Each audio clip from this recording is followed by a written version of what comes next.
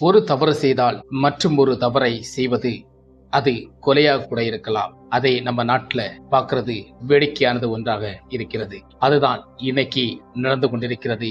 இன்னைக்கல்ல என்னைக்குமே இதுதான் நடக்கப் போகிறது என்பது நமக்கு நல்லாவே தெரிகிறது. நம்ம நாட்டுல இதுதான் இப்போது நடந்தது. ஒருவர் ஒரு தவறு செய்தால் அதை மறப்பதற்கு கொலை கூட செய்கிறார்கள். அப்படித்தான் நம்ம நாட்டுல நடக்கிறது. அப்படித்தான் கடந்த கல்கட்டாவில் 8ஆம் தேதி பெண் டாக்டருக்கு நடந்திருக்கிறது. அதை ஆரம்பத்தில் என்னவெல்லாம் சொன்னார்கள்? பலாத்காரம், கொடுமைப்படுத்தி பலாத்காரம், 5-6 பேர்கள் சேர்ந்து கற்பழித்து கொலை செய்ததாக தகவல் வெளியாகிக் கொண்டே இருந்தது. ஆனால் இப்போது திடுக்கிடும் தகவலாக வந்து கொண்டே இருக்கிறது. மொத்தத்தில் பார்த்தால் அந்த ஹாஸ்பிட்டல் ஏதோ பெரிய தவறு நடந்திருக்கிறது. ஏதோ ஒரு ஆள் பெரிய ஆளை மறைப்பதற்காக பல பேர்கள் ஒரு திட்டம் தீட்டி சில விஷயங்களை மறைப்பதற்காக ஒரு பிளான் பண்ணி மாஸ்டர் பிளான் போட்டு சினிமாவை போல் இந்த பெண் டாக்டரை கண்டிப்பாக தூக்க வேண்டும் என்பதற்காக திட்டம் போட்டு கெச்சு போட்டுதான் இந்த சம்பவம் நடந்திருக்கிறது. ஆனால் அதை கற்பழிப்பு பலாத்காரம் என்று அந்த கேஸை மூடி மறைக்க பார்க்கிறார்கள். இவர்கள் யாரை காப்பாற்றப் போகிறார்கள் என்பதற்கு நமக்கு தெரியல. ஆனா சில விஷயங்கள் நமக்கு இன்னும் புரியல. அப்படித்தாங்க இருக்கு. சரி, சம்பவம் நடந்தாச்சு, சம்பவம் நடந்து முடிஞ்சாச்சு. அதுக்கப்புறம் நம்ம நாடு என்ன செய்ய வேண்டும்? கொல்கத்தாவின் முதலமைச்சர் என்ன செய்கிறார்? ரோட்டில் மக்களோட மக்களாக நீதி கேட்டு நிற்கிறார். ஒரு முதலமைச்சர் செய்யும் வேலையாயுது. முதலமைச்சர் என்ன செய்ய வேண்டும், அடுத்த கட்டம் என்ன செய்ய வேண்டும் என்று யோசிக்கணும். அதாவது பெண் டாக்டருக்கு நடந்த கொடுமையை அவர்களை கண்டுபிடித்து தண்டனை வாங்கி கொடுக்க முன்வர வேண்டும். அவரும் மக்களோட நின்று நீதி கேட்கும் போது காமெடியாக இருக்கிறது. அதை ஒரு முதலமைச்சர் செய்யும் போது அது ரொம்ப அபத்தமாக இருக்கிறது. அப்பேற்பட்ட விஷயங்களை முதலமைச்சர் எப்படி செய்ய முன்வருகிறார் என்றுதான் தெரியவில்லை. நிச்சயம் சொல்லணும்னா முதலமைச்சர் இந்த இடத்துல யாரை மறைப்பதற்காக களத்தில் இறங்கி மக்களோடு மக்களாக நீதி கேட்கிறான்னு தான் புரியல. ஆனா இதுல நிறைய சிஸ்டங்கள் இருக்கிறது. அந்த சிஸ்டங்களை கட்டுப்படுத்தி தான் ஒரு முதலமைச்சர் இருக்க வேண்டுமா? முதலமைச்சர் பதவி என்ன சும்மா டைம் பாஸ் ஆக இருக்கிற பதவியா? இல்ல, அவங்க எதையும் எதிர்த்து நின்று எதற்காகவும் நீதி கிடைக்க வேண்டும் என்று போராட வேண்டும். அப்படித்தான் அந்த முதலமைச்சர் சீட்ல உட்கார வேண்டும். அப்பேற்பட்டவர் உட்கார்ந்து இருக்கும் போது மக்களோட மக்களாக நீங்க நீதி கேட்டாருன்னா மக்கள் உங்களை நல்லவர்கள் என்று நினைப்பார்களா? இல்லை. நீங்கள் செய்ய வேண்டியது வேறு. மக்களோட மக்களாக நீங்க நீதி கேட்பதை விட மக்களுக்கு என்ன தேவை என்பதை நமக்கு மற்றொரு கட்டமாக யோசிக்க வேண்டும். அதுதான் முதலமைச்சர் பணி. நிச்சயம் மம்தா பானர்ஜி அது செய்வது மிகப்பெரிய தவறாக இருக்கிறது.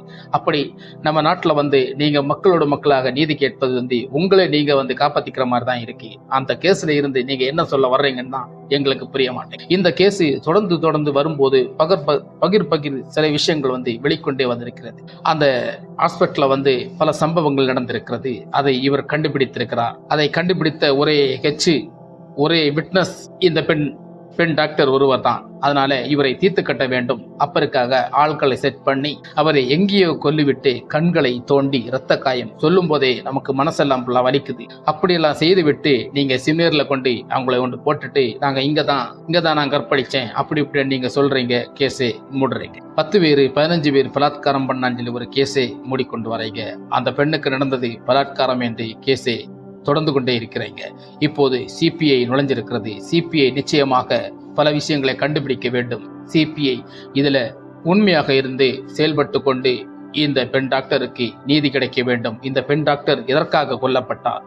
இந்த பெண் டாக்டர் கற்பழிப்பும் பலாத்காரத்துக்காக கொல்லப்படுவதற்காக மட்டுமல்ல, இதில் பெரிய சம்பவம் இருக்கிறது. இந்த ஹாஸ்பிட்டல்ல பல விஷயங்கள் நடந்திருக்கிறது. பல தவறுகள் நடந்திருக்கிறது. அத்தனை தட்டி கேட்ட சில பெண்கள் எல்லோரும் தட்டி கேட்க மாட்டார்கள். ஆனால் ஒரு சில பேர்கள் தட்டி கேட்பார்கள். அவர்களுக்கு கிடைக்கிறது கடைசியில மரணம் தான். அப்படி நமக்கு நிறைய கேஸ்களை பார்த்திருக்கிறோம். அப்படித்தான் இந்த பெண் டாக்டருக்கு இன்னைக்கு நடந்திருக்கிறது.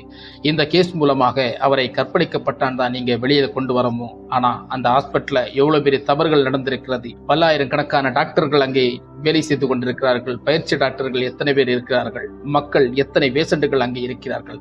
அந்த மாதிரி பெரிய ஒரு சம்பவ இடத்துல ஒரு தவறுகள் நடக்கும் போது தன்னால் தட்டி கேட்குவதற்காக சில பேர்கள் முனைவார்கள். அப்படி தட்டி கேட்ட பெண்களுக்கு கொலை கூட செய்வதற்கான முயற்சியாக நம் இந்திய நாடு இன்னைக்கு கேவலமாக இருந்து கொண்டிருக்கிறது. இதெல்லாம் கேவலத்தனமாக பார்க்கப்படுகிறது. இப்படித்தான் நம்ம நாட்டுல எல்லா விஷயமும் நடந்து கொண்டிருக்கிறது. ஹைதராபாத், டெல்லி, மும்பை இப்படி பல பெண்களுக்கு பல இரவுகள் நடக்க முடியாத சூழ்நிலைகள் ஏற்படும் போது இப்படி பல சம்பவங்கள் நம்ம நாட்டில் நடந்திருக்கும் போது பார்க்கும்போது ரொம்ப வருத்தம் அளிக்கிறது.